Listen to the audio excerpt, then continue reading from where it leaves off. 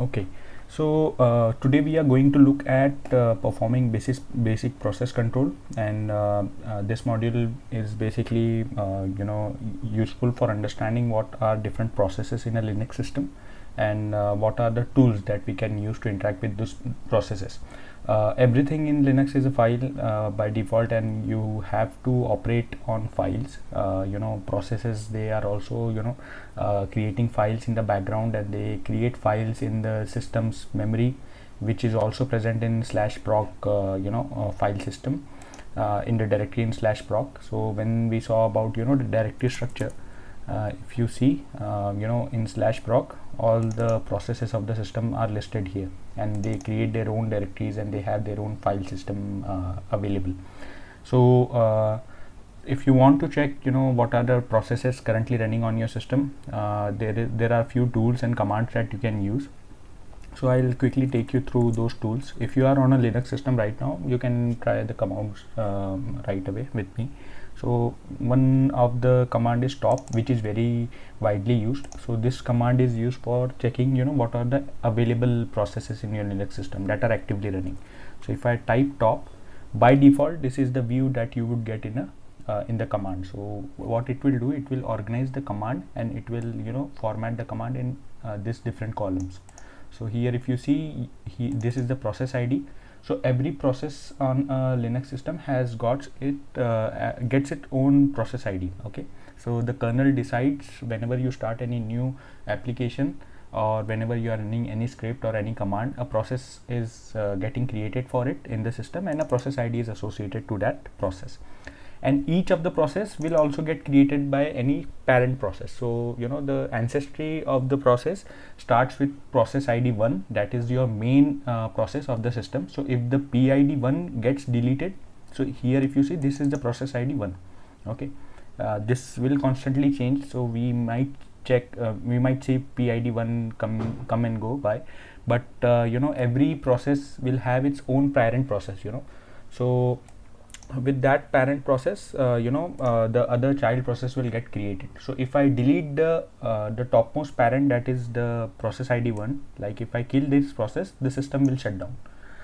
So depending on the process IDs, you can determine, like, this is the process that is running. So if I see here, I have this browser, that is Brave. So for Brave, you see these are the different process IDs for Brave browser, like 15649 is the process ID for that Brave browser. This is the user who is running that process, and this is the process nice number. Okay, so the priority of the process in the kernel, and the virtual memory, the residential memory, the shared memory, the CPU consumption of the process, the memory consumption, the time at which it was created, and the command that was used to start that process. So here if you type small c on your keyboard when your top command is running, you would see the exact command that was used to start this process. Okay, and like, this is the tool basically used to analyze what is the current state of the system in terms of running processes. Okay, but the other tool that you can use is basically PS. So it will report you a snapshot of currently running processes. Top will actually be an interactive process viewer. Basically, when you want to see the currently running process in Windows, you go to your task manager and you check your process there, right? So similarly in Linux, this command top is used, so it will give you a interactive process display kind of thing, where you can check for processes, and you can even do little customizations in the tool itself. However, if you want to check for the currently running process in the form of a snapshot kind of thing, like it won't be interactive, it won't get updated, so you can use PS command. So here if I type PS without any options, you would see the currently running processes. So these are the currently running processes, which is my current terminal. Okay, so these are my terminal related processes. And if I pass the other option, so PS has a lot of options, and it can be customized to use it with very different number of options. So this command is available on all the different distributions of Unix. So whether it's a BSD based system, whether it's a GNU based system, or whether it's a plain Unix system, you will find ps command present there. However, the options may vary. So if you see, these are the options and examples that you would see, and the most commonly used options are ps-axu to list all the processes, and so these are the options that you would see. So if you check the man page, you would get all the different options. So if I use this option, I would see these are the currently running processes on my system. So let us just check the first 10 processes. I will use a filter here, that is your pipe, and then I'll pass the output of ps-e to head command. So what will head do is, head is a filter, basically another filter which will list me first 10 lines. So if you see, this is the process ID. Okay, so this PID 1 is the system kernel main PID. So if this PID gets deleted, like if you delete or kill this PID, your system will shut down. So this is the mother of all process. Okay, and second are your kernel threads and other processes that are required for running the system.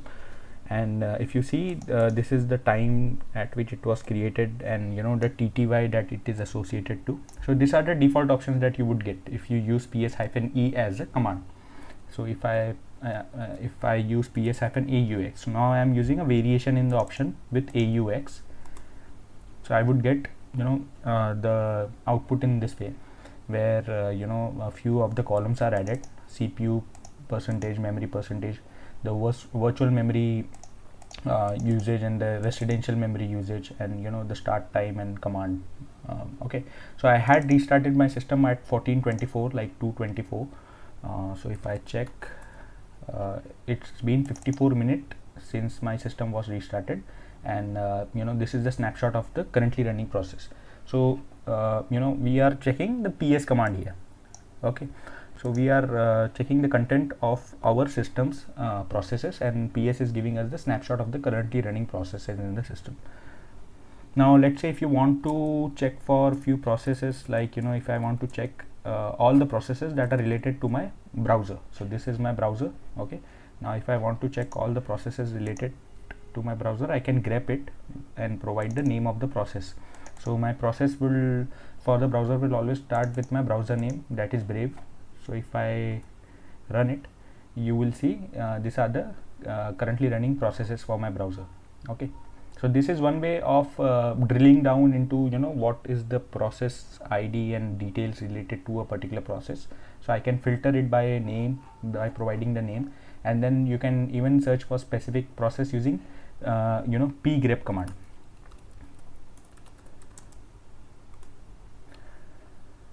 So pgrep is another utility that is based on grep.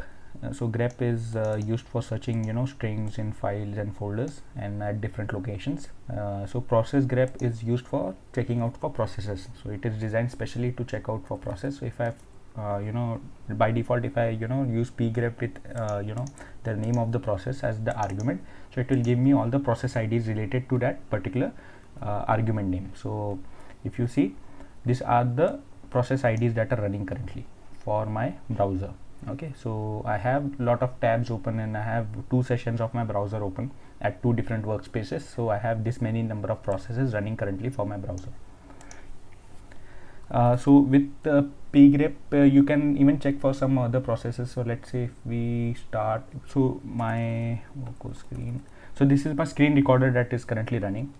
So if I use if I provide the name of the application, so you would get the process ID with pgrep. So Voco screen is the application that I am running for recording my screen here.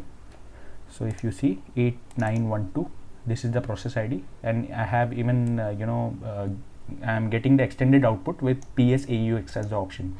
So if I see here, I can validate this is the process ID 8912, and this is the the application location basically on the file system. So it is located at usr bin Voco screen. Okay, so this is the executable of my screen recording application. Okay, Now let's say if I want to kill any process, this command is straightforward. Like you can use either base kill or you can use pkill. Okay, so let's say if we want to terminate some processes. So in real world, when you investigate any system, like when you want to check what processes are currently running on the system and how much amount of CPU and memory is being consumed by that process, then you might want to terminate a few processes to reduce the memory or CPU consumption. So at that time you would use this command, that is kill. So kill will send a a signal to your process. So if you have a running process, you can send a signal to terminate or to restart or to destroy that particular process, or to send a process in hung state. So there are different signals that you can send with kill. And so the different options that you can send with kill is, just give me a second, I'll check if signal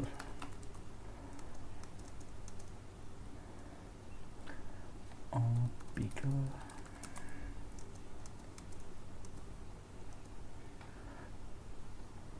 Yeah, so so the different options, there are a few different options that you can send to process, a running process. So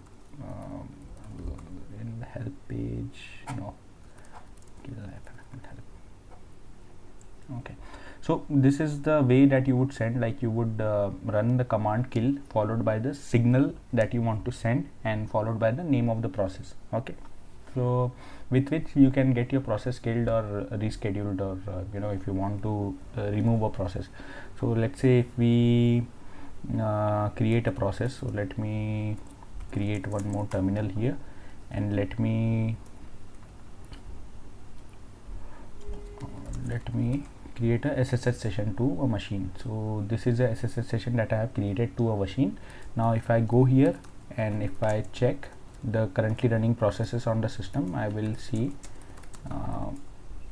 a SSH session is established. Okay, it got established right now at 1524, and this is the process ID. I can even use pgrep SSH.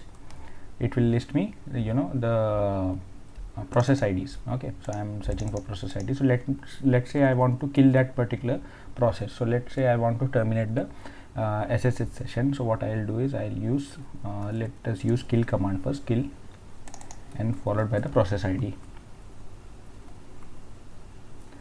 So now with kill and basically when you run kill with no options, with no signals, it will send a sig term as a signal. So sig term is the signal that is sent to the process that will terminate the process. So if I go here, you would see my SSH session is closed. So I have killed that session and that process is now deleted from my kernel's processes. So the number of processes that I was having on my system, I was having SSH also running in the background when the terminal session was running. Now I have killed that particular process with kill command. So by default it will send sig term as the signal, and there are other signals that you can use, but what how do I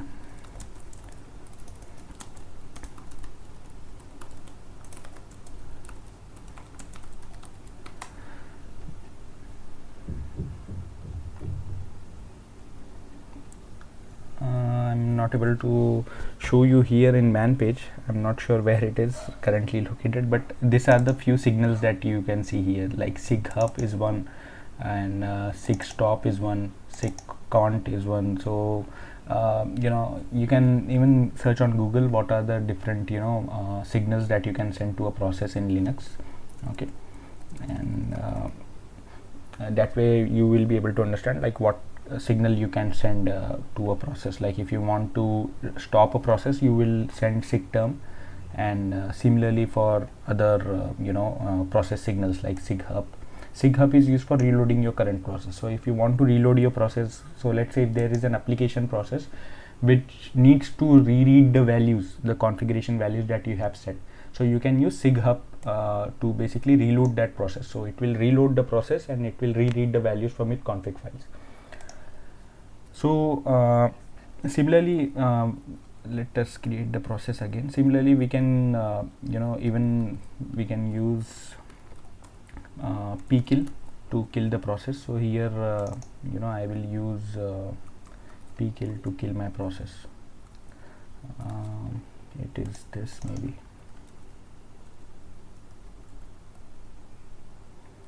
Okay, pgrep ssh.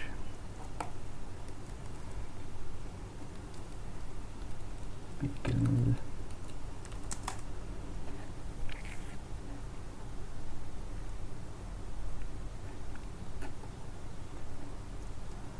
So maybe I have to explicitly provide the signal here.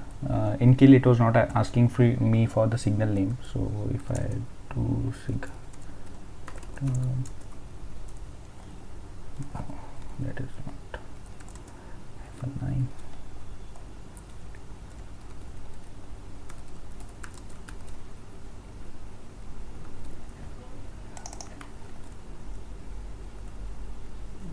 Maybe I'm missing on the options here, but you can use this command, basically pkill and pkill, basically to kill the processes on the system. So here I am using the regular kill command basically to kill the process. So this is required when you have to kill any process or remove any process from your system which is consuming a lot of memory or CPU. I have customized few aliases for calculating what is the highest using CPU process on my system, or the memory using system process on my system, and I have created a short alias for it. It is named as top_CPU. So it will list me the top 10 high CPU consuming processes. If I do alias,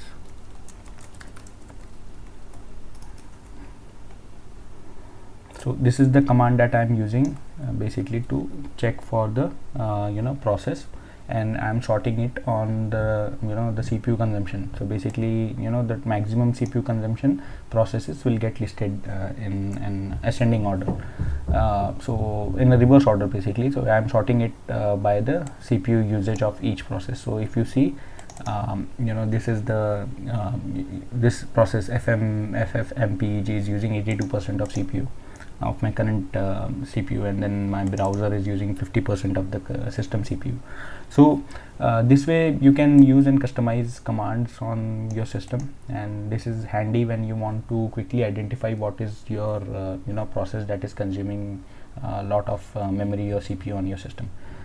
Similarly, I have top_mem, which will sort the process based on the memory usage. So so this is basically this basically covers what is a process on a Linux system and what all tools you require when interacting with processes. Okay, so if you have any issues related to using these commands, please let me know once you try it out on Slack channel. Now we will cover user management in Linux. So Unix system is basically a multi-user system. So by default Unix supports multiple users, and it is a network based system. So multi-user system is the basic functionality of a Linux based system. So if I go to my cloud instance, I have lot of users here, like I have created a lot of users.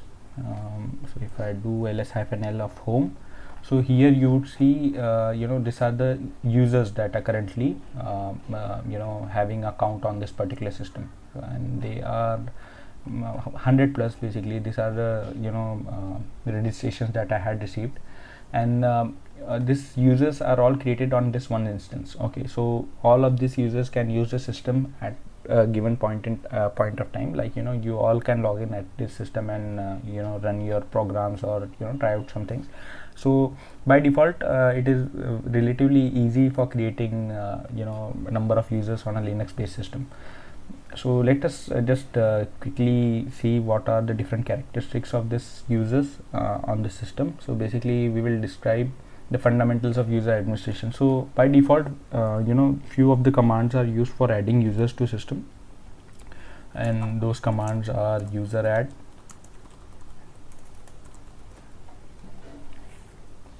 yeah. So these two commands are used. You can use either ways, user add or add user, okay, and these two commands will create a new user or it will update the default information of the user. So by default, whenever you create a user on a Linux based system, few of the things happen in the background, okay. So the things are basically, you create a user's home directory, okay. So first thing is basically a directory for the user is created, directory for user is created, okay. And second is, now once the directory is created, second is user's entry is done in the system. So user's entry in the system in etc password file. So this is the most important step. So what happens here is, in this file etc password, entry for the user is done, okay. So if we open the file, let us open it with less. Here you will see these are the entries for the user, okay, for the different users that are present on the system. I'll explain you what all what all these things mean and what each entry means in this file. But this is by default where a user that is created on a system gets its entry, okay. So all of the users that have created on the system will have its entry in etc password, okay, and it will get a dedicated directory. Third thing is, a password is assigned to the user, okay. So you can assign a password to the user and the password entry is present in etc shadow file, okay. And this file is also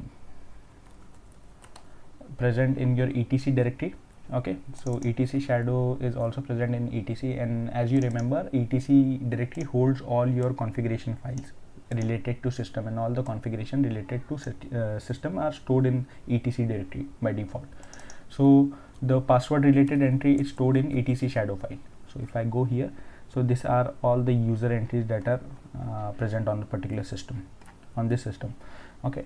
And a user is created. Whenever a user is created, a user is actually assigned a group, okay. So by default, if I create any user, it will have its own group. So it will have a primary group which will be of the same name as the username. So let's say if I create a user named as demo, so he will by default belong to a group called demo, so it would be of the same name, okay. So by default, a user will have its own user identity on the system, and a username will get created, and it will have its own group identity on the system by the same name as the username, okay. So the default entry of this the group is actually stored in group entries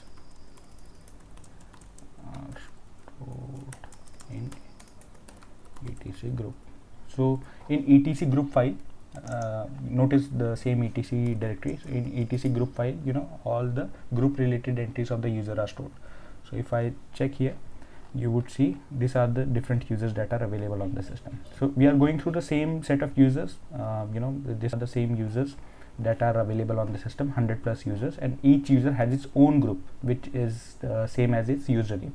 So now let us inspect a particular user. So what we will do is, we will first inspect a user and then later we will add a user to this system. So let us inspect a user. So let me check for a user. Let me go to so let us take this user, for example, shares, okay, shares.shake. So if I want to inspect this user is already added to the system. I can use id command basically, okay. So what is id? So id is basically used for checking the user identity on the system. So I use id followed by the username of the user. So this is the username. Shares is the name of the user, shares.shake, and this is the username of the system, username of the user. So basically shares.shake, and this is the user id. So every user on the system will be assigned a few attributes, okay. So just as we saw file based attributes, so few of the other things like user also gets their own attributes. So user id is one attribute, then the user is added to its own group. Okay, so group ID is the other attribute that is associated to a user. So this is the group ID of the user, and these are the other groups, I mean the membership of the user to other groups. So the user is a part of the group that is of his same name. As I said, like, you know, a user will have its own primary group. Basically the name of the user will be the name of the group itself, and it will also be a part of other secondary groups. So here students is the secondary group for which this user is a part of. Okay, so let us inspect this user in etc password. So in etc password, whenever we create any user, entry is made in etc password file, right? So by default, these are the attributes that are associated to any user. Okay, and this will be organized for any number of users. So for any number of users that you add to the Linux system, this attributes will be stored related to that user. So if I check, so I'm just inspecting a currently existing user on the system. So if I check the entry in the etc password, this is the username of the user, shares.shake, and this is the password entry. So this password entry refers to your etc shadow file. It will be X for every entry in this file. Okay, this is the user ID bit. So this is the user ID of the user. So this user has ID 1115, and this is the group ID of the user. So this group ID is the primary group of the user, which is same as the username. Okay, shares.shake is the group on the system. This is the comment. So this comment is basically, I have created it in a way, so every field here is delimited by a colon. Okay, so this is field 1, this is field 2, this is field 3, field 4. Similarly there are 7 fields. Okay, so this is the username, second is your password, like it is the reference to the etc shadow. X, it will be same X for every user.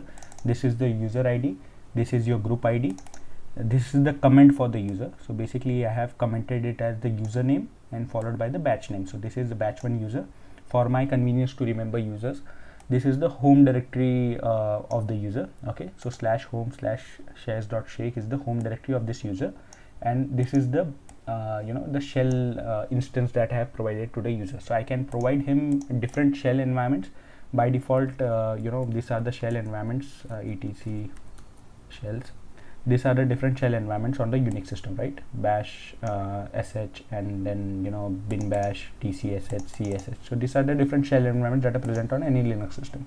So I have provided bash shell to this user. Okay, so user, whenever he logs in, he will by default use bash shell for its interaction with the system. Okay, so this is the entry that a user, whenever a user gets created, this is the entry that is made in this configuration file. Okay, etc password. Now let us inspect the other configuration file. So let us inspect the same username in etc group. So what should be present in this file is basically the group entries of this user. Okay,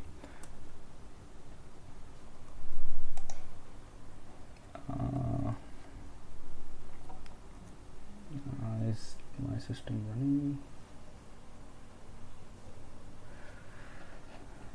Just give me a second. I think I have lost my connection. Now when we want to investigate other configuration files, etc group will contain all the group related entries of a particular user. So if I inspect this, here you would see the user has been found in 2 different groups. Okay, so we will understand this line. This line will automatically make sense to you. So here this is the username. Okay, so basically this is the username and this is the same group name. So if you remember, a user, whenever it is created, it will have its own primary group which will start with its own username. So this is the user's primary group, and this is X is the password related field. It points to the etc shadow file, and this is the group ID. So when we saw about the ID of the user, we saw about the group ID of the user. So it is 1116. Okay, and these are the fields that are available here. Okay, and if you see the same entry above, so user is also a part of a secondary group called students. Okay, so all the users that are created that were part of this training course, they were all added to a group called students. So adding users to a group, or creating different groups, give you a good control over a set of users, and you can give them permissions based on you can whitelist few permissions on the groups, and then each member in the group will get those permissions. So it would be hectic if you associate permissions to each user. Rather than, I would suggest you add similar users to groups and then associate permissions to those groups. So it gives you good control over the users. So here all of these users who were registered for this course, they were added to students group, and this is the group ID for students. Okay, so if I, let's say, if I check some other user, okay, it is selecting to play. So if I check this user, yeah, similarly you would see these are the entries. So this is the user ID of the user, this is the group ID, and similarly a user belongs to its own primary group, which will be same as the username, and this is the secondary group, that is students. Okay, so this is the second file where the user related information is stored. So mostly group related information of the user is stored in etc group. Now we will inspect final file, that is etc shadow. etc shadow file, it contains all the I'll have to use sudo, yeah. etc shadow will contain the user's password related information and other information related to password aging and few other bits. So here if you see, this is the entry for this user shares, and the second field is basically the password field. He has not been assigned any password, that's why you see here two exclamation symbols. Then few of the other bits are basically related to password aging. So if you want user to re-enter password every 90 days, if you have a strict password rotation policy in your organization, like you get notification on your Windows based system, like you have to change password every 90 days or every 30 days. Similarly, you can set a password policy, and this fields represent the password aging information of system user basically. So here the current setting shows that the user password will never expire. Okay, so 5 times 9 here, and a few bits are also related to that. So this is the third entry that user whenever you add a user on a system, this is the third entry which will be made in this particular file, etc shadow. Okay, and a few of the other things that will happen whenever we create user is the user will get its own directory. So let me switch to root. With root I can switch to any user present on the system. So let me switch to the user shares. So this is me taking control over this user. Okay, so I have taken control over this username with su. So I am switching to user, that is shares.shake, and here hyphen means it will redirect me to the user's home directory. So I am in user's home directory, that is home shares.shake. Okay, and if you check here, just revalidate. So this is the home directory location in etc password, which is correct. Okay, now few of the other thing that I would like to tell you is basically if you check the permissions on files and folders, I am using a long listing of files and folders including the hidden files. So if you see, this is the user related information and this is the group related information. So by default, whenever a user will create anything, so let us create a new file, touch new. So here the permissions of the user will be taken care, like the ID of the user is he is the owner, and the group owner is also the same user for that file. Okay, and few of the other things that are also done when a user is created is few of the initialization files are also placed in user's home directory. So files like .bash rc, bash profile and bash logout, so these are the files that are your initialization files. Okay, and this initialization files will initialize a few things on the system, like if the user have to execute few commands when logging into the system, he can place those commands in bash rc. If the user wants to create some aliases, then he can place those aliases in bash rc. So these are the initialization files that you can place in this file, this particular files bash rc. So here I have provided the format of the history that I want to store. So whenever user will type any command, history will be stored for that particular user. So I have provided the format for that history in the bash rc file, and user can customize this file. It is up to user what customization he wants whenever he want to log into any system. And these files are very important. These are also asked very widely in interviews. What are the different system initialization files and the users initialization files? So they are bash rc, bash profile, bash logout, and bash history. Few of the other files are also available here. So let us now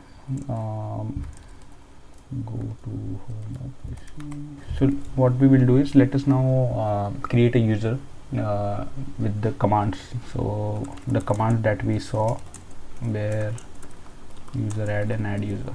So these are the commands that are basically used to add a user on a Linux system. Okay, user add or add user, you can use otherwise any of them, and they have different options. So let us use user add command. So there are few options that you can provide, like if you have to set a user's directory explicitly, you can use -b, then you can provide the comment with -c, then you can set the expiry date of the user, the file that we saw etc shadow, it contains the expiration of the user's password and few other bits related to password, so you can set that. And these are the other options that you can basically use when you want to create any user on the system. So let us add a user add demo. So user add without any options will also work. So I'm just providing user add with the name of the user. So here I'm creating a demo user just to understand what all things happen in background. So I have created user demo. So if I want to validate, I can use id. So it will return me the the user's identity on the system. So this is the user that is created with uid of 1122 and group id of 1123, and user by default is a part of its own group, that is the primary group. Now if I want to check the user's entry in etc password, etc group and etc shadow, you will see a user has been added to all of these files. Okay, so the password will contain all the attributes for the user, 7 attributes in total: username, password related entry, user id, group id, the comment. I have not provided any comment, it is blank, the home directory of the user, and the shell. So by default bash shell will be initialized for the user, and whenever user will log into system, he will get bash shell to interact with the system.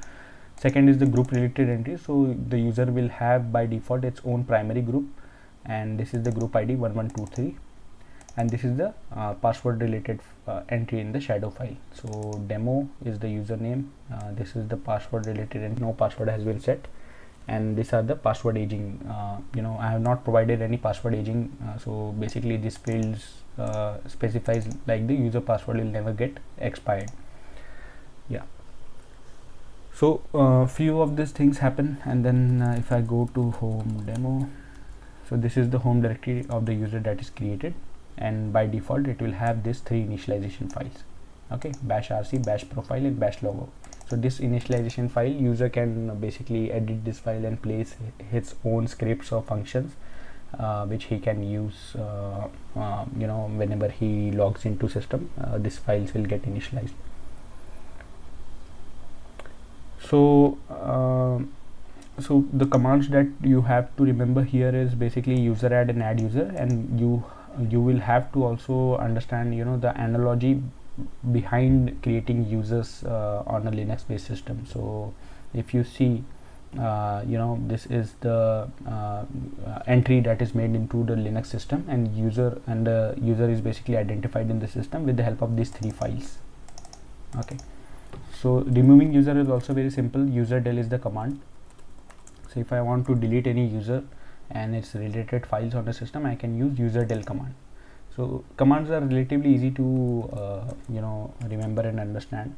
I am using -r option here to recursively remove all the files and directories of the user, and user del -r, and this is the username that I just created. So this is the user demo that I created on the system. When I remove this entry, you would see nothing is returned from the grep command output.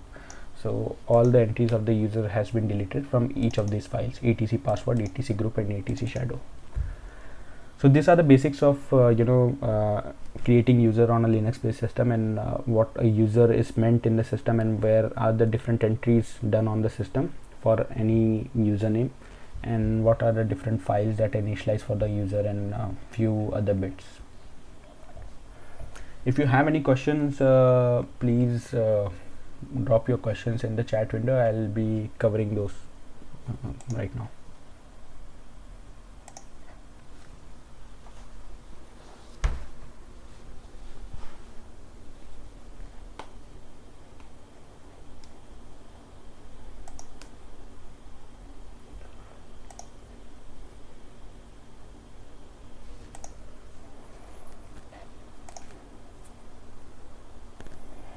Okay, so I think we are good for today.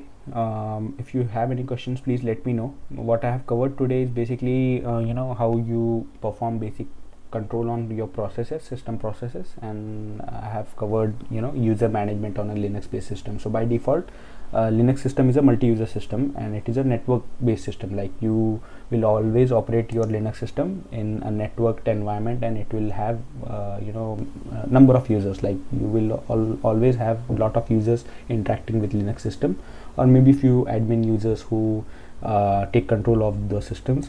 And if you have to add any user to give him some privileges on the system, you would use this command, user add and user del, basically.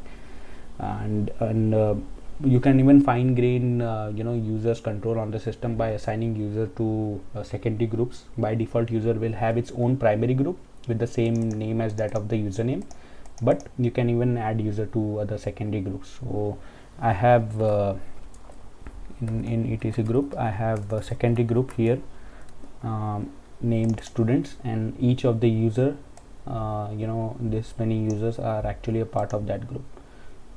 So basically this gives me fine control over all of the users at once. Like, I can edit the changes related to this group. Like, this group should not be able to access this particular location on the file system, or this group should not have privilege to create any new process. So it gives me good control over each of the users. I cannot assign permissions to each and every user if there are 100 plus users. So I can easily assign permissions to group, and then that group permission will get assigned to individual users that are part of that group.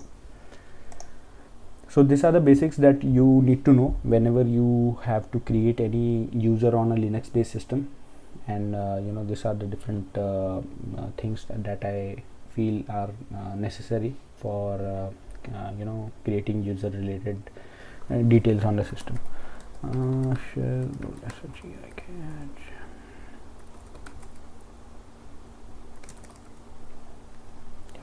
One thing you also note, like when I logged into this user before, when I was logged into the user, if you notice here, there is no bash history file. Okay, so there is no history file that is created. If you notice bash underscore history, this is the file that will contain all the commands related information. So all the history of the commands that the user typed in his session, it will be stored here. So it was not present here until I switched back to my root user. So once I switched back, the commands were written on the file system, and this file was created, .bash underscore history. So if I check the content of this file, bash underscore history, it will give me what all commands I have typed as a user. Okay, and I have explicitly set the format of the history command. So this is the format of the command history that I am storing for each of the users. So if I type history for the user, it will give me, this is the format basically. So date followed by the timestamp and followed by the command name. So this is the basically the history of the commands that the user was typing on its terminal. So I can check, being a admin user, I can check what all commands are being typed by any user, and then few of the things you can see. And this is in practice when you create any system on the cloud and you are running your applications on that particular cloud instance. So this detailed history is enabled on those systems to understand at what time the command was executed and who executed that command.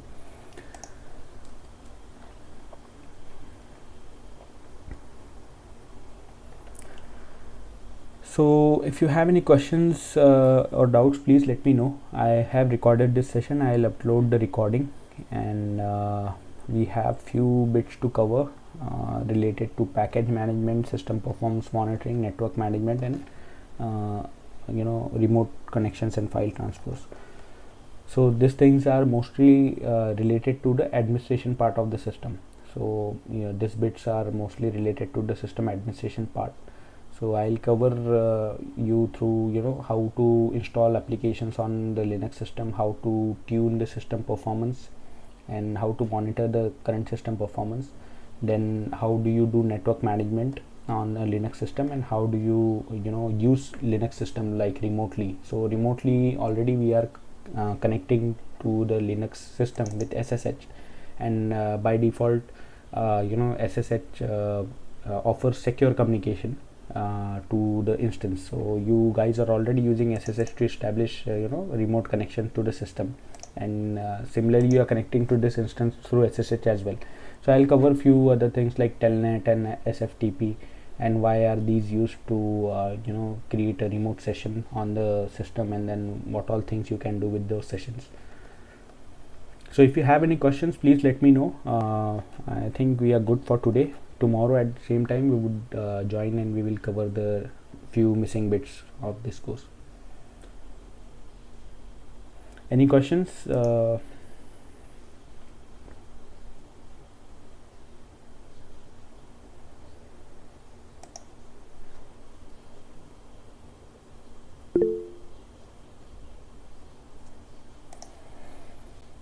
All right. Okay, I think it is good for today. If you have any questions still, you can reach out to me over Slack. We will see tomorrow, and let us cover our remaining bits by tomorrow. If you have any questions by tomorrow, please let me know. All right, thank you so much. Have a great day. Bye bye.